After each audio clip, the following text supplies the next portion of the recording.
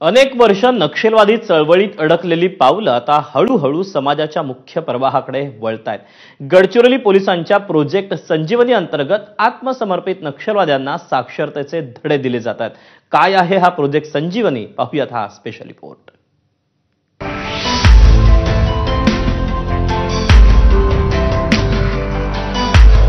ज्या हातांमध्ये आज पुस्तके, त्याच हातांमध्ये कधी काळी बंदुका होत्या। ज्या पावलांनी अनेक वर्ष नक्षलवादी चळवळीची वाट धरली होती, तीच पावलं आता शिक्षणाच्या महामार्गावरून धावू लागली आहेत। ज्यांनी कधी काळी हिंसेचा मार्ग स्वीकारला होता, त्यांचे हात आता अक्षर गिरवू लागलेत। ही दृश्य आहेत गडचिरोलीतली।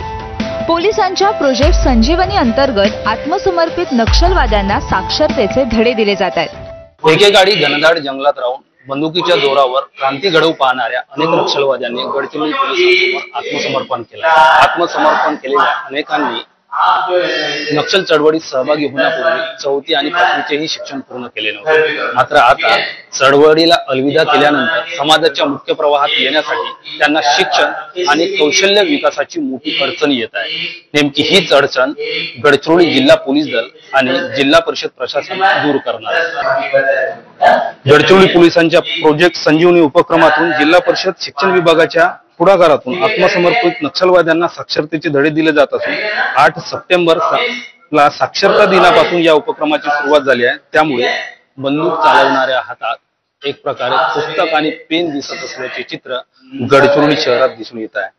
गेल्या काही वर्षातील सुरक्षा दलाच्या कारवायांमुळे या भागातल्या शेकडो नक्षलवाद्यांनी आत्मसमर्पण केलंय। मात्र यानंतर त्यांचं नवं आयुष्य सुरू झालंय। या उपक्रमात तब्बल 106 आत्मसमर्पित नक्षलवाद्यांनी सहभाग घेतलाय।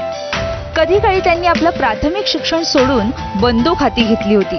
त्यांना पुन्हा मुख्य प्रवाहात आणण्याचे प्रयत्न आता सुरू आहेत। जिल्हा परिषद गडचिरोली यांच्या सोबत शिक्षण विभाग सोबत ते संयुक्त विद्यमाने आम्ही ते स्कीम सुरू केलेलं आहे, ज्यामध्ये आम्ही 106 आत्मसमर्पित माओवाद्यांना सध्या त्यांचे लिटरसीचे क्लासेस आम्ही सुरू केलेलं आहे। सकाळी 10 ते 11 आणि संध्याकाळी 7 ते 8 पर्यंत ते 106 सरेंडर्ड माओइस्ट जे आहे ते सध्या लिटरसीचे क्लासेस घेत आहेत। 15 दिवसानंतर त्यांचे एक लिटरसी साक्षरतेचे एक एक्झाम होणार आणि मार्च 2026 मध्ये त्यांची 5वी पासची एक्झाम होणार आहे।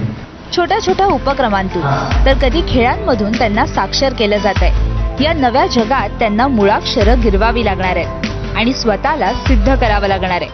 15 वर्षावरील असाक्षरांना साक्षर बनवणे व त्यांना जीवन उपयोगी शिक्षण देणे हा आहे। यामध्ये 5 मुद्द्यावरती शासनाने विशेष भर दिलेला आहे।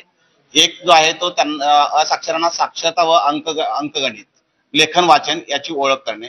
दुसरा मुद्दा आहे आधुनिक व डिजिटल साक्षरता, यामध्ये संगणक, स्मार्टफोन, इंटरनेट याच्या वापराबद्दल माहिती देणे।